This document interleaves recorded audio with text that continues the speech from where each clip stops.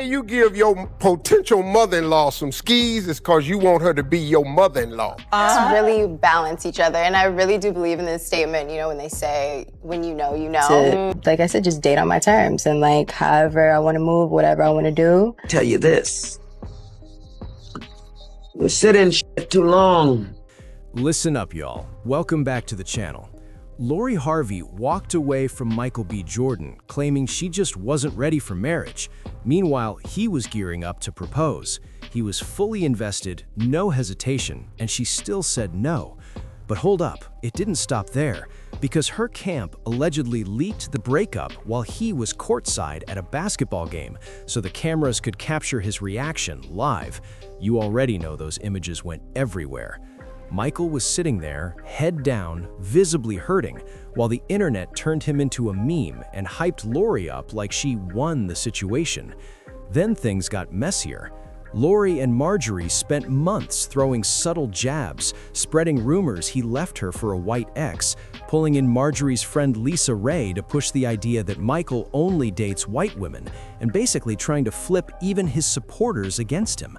Now, fast forward through all that chaos, this man just secured an Oscar for Best Actor. And suddenly, out of nowhere, Lori wants to reach out and congratulate him. Girl, Michael didn't answer, didn't reply, didn't give her anything. And honestly, that silence might be the coldest, most satisfying twist we've seen in celebrity drama lately. Because he chose himself, while the same people who tried to tear him down are now spiraling.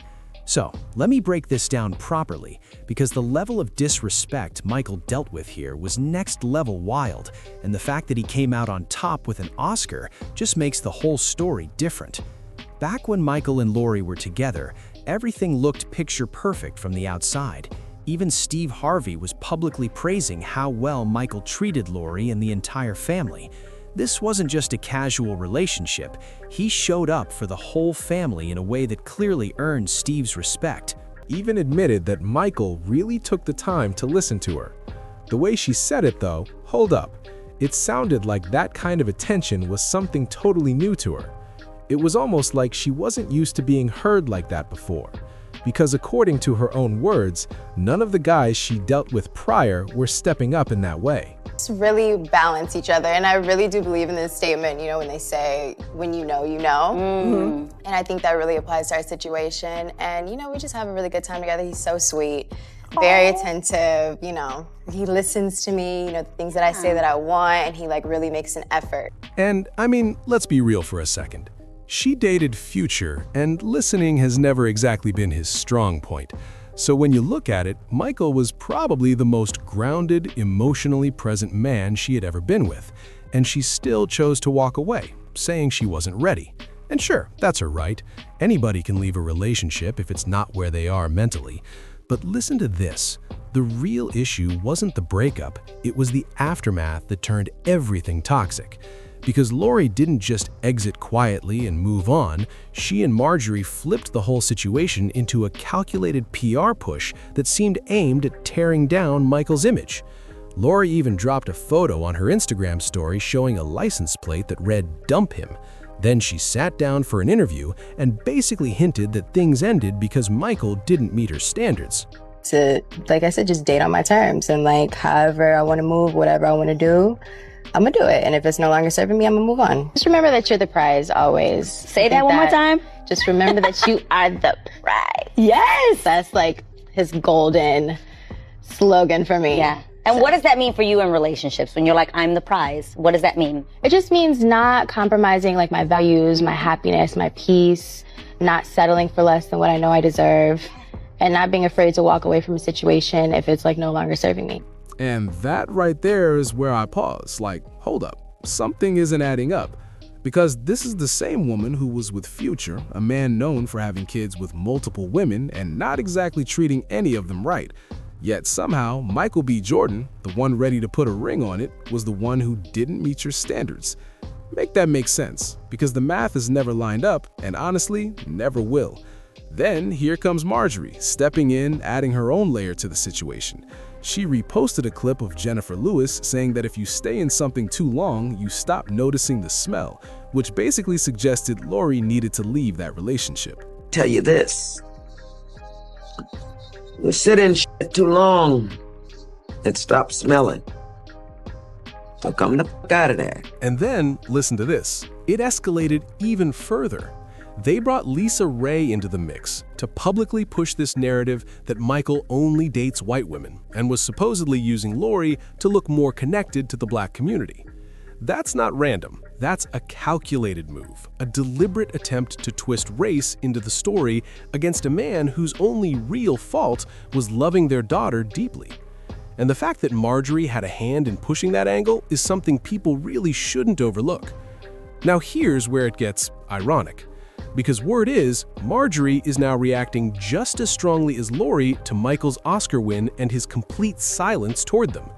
This is the same woman who shaded the relationship, criticized it behind closed doors, and actively played a role in damaging Michael's image after the breakup. But now that he's standing tall with the biggest award in Hollywood, suddenly the tone is shifted. Now Lori wants to congratulate him. Now Marjorie thinks reaching out is the right move. And Michael? He saw right through all of it. Because this isn't about genuine happiness for his success. This is about wanting to be close to that success.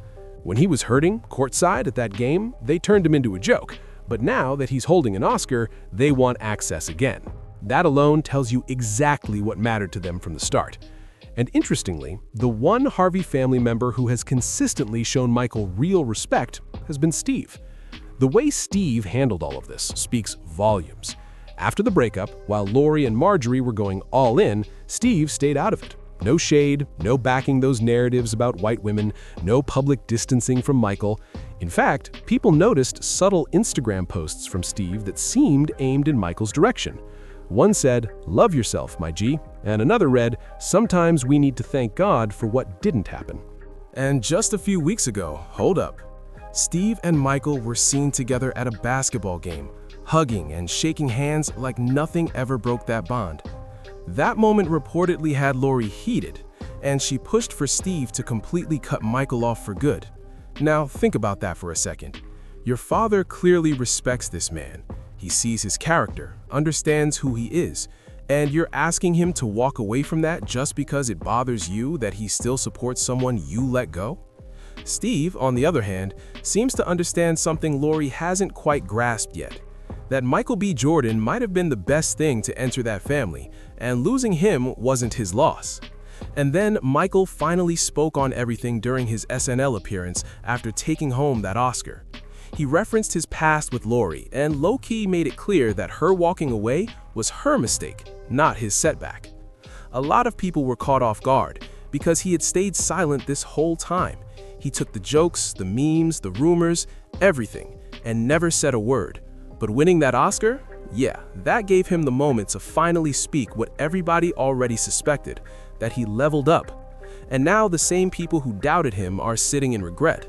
And honestly, he had every right to say it. When people spend months trying to embarrass you publicly and flip others against you, you earn that moment to stand tall when everything turns in your favor. And what really brings this whole story full circle is the contrast between Michael's current position and Lori's. This man is now holding the most prestigious award in his field. He's sitting at the very top of his career right now. He moved on, locked in, and let his success do all the talking.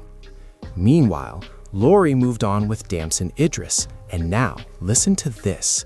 Reports say she's dealing with regret and trying to reach a man who won't even pick up her calls. The internet has not been kind about it either.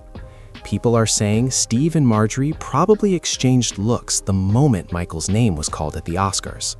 That Lori let go of the best situation she ever had, and that a weaker man would have answered that phone. But Michael didn't move like that. And honestly, they're not wrong. After everything they put him through, the leaked breakup, the memes, the race narratives, the subtle digs, the strongest move he could make was exactly what he chose. Nothing. No reply, no second chances, no access. Just silence and that Oscar in his hand. And that kind of ending, you can't script it. Thanks for watching, and don't forget to subscribe to the channel.